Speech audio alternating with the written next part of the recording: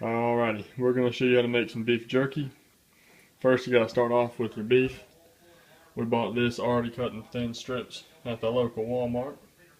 And we just cut it in narrower strips for our jerky. Make sure you cut it in decent sizes because it will shrink up in the oven. But after you cut up your pieces of beef, you got to make your marinating sauce for it. What we actually use is all this right here. You don't have to use this. We just kind of threw it in there to taste. And then once you soak it in there for a little while, let it marinate. You stick it in some paper towels and dry it all off real good. And then we'll show you the next step here in a second. Alright, here's Dave sticking it in the marinating sauce.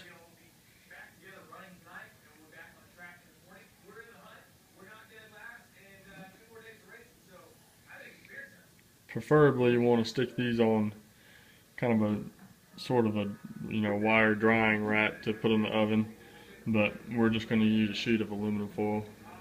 It works just fine too.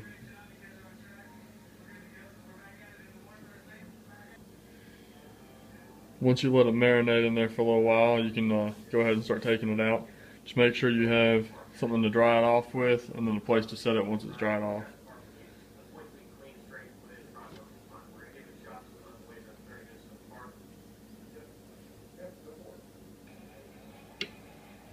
And David's just going to kind of use that paper towel he's sitting on now to kind of put some pressure on top of it and soak up all that moisture.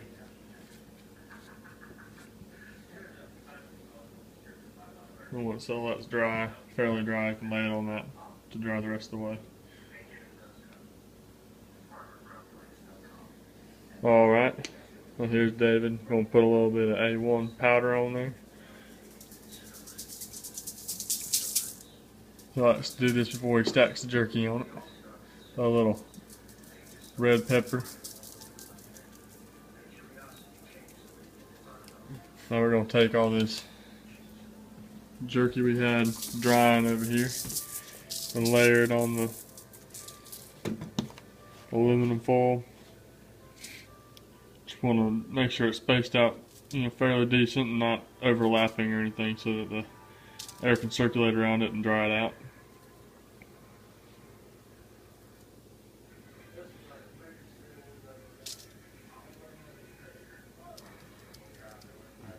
And after he puts it on there, he's probably going to sprinkle a little more of that seasoning on the top side of it. And then it's on to the oven. Now for the oven, you just want to set it to your lowest setting. And then stick your jerky on your racks. I wouldn't leave it too close to the heater, but stick it on there and then grab you something metal or wood, pop it in the oven so it just leaves it cracked for the air to be able to circulate out of there. Then you're going to leave that jerky in the oven for probably about 4 or 5 hours and check on it. Then once most of the moisture's out of it and it's fairly dry, you can cut off the oven and let it air dry for the rest of that, and you should be good. Got homeless Dave stacking the jerky in the oven.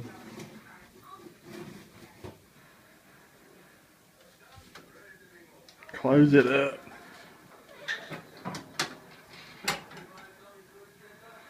What you say, David?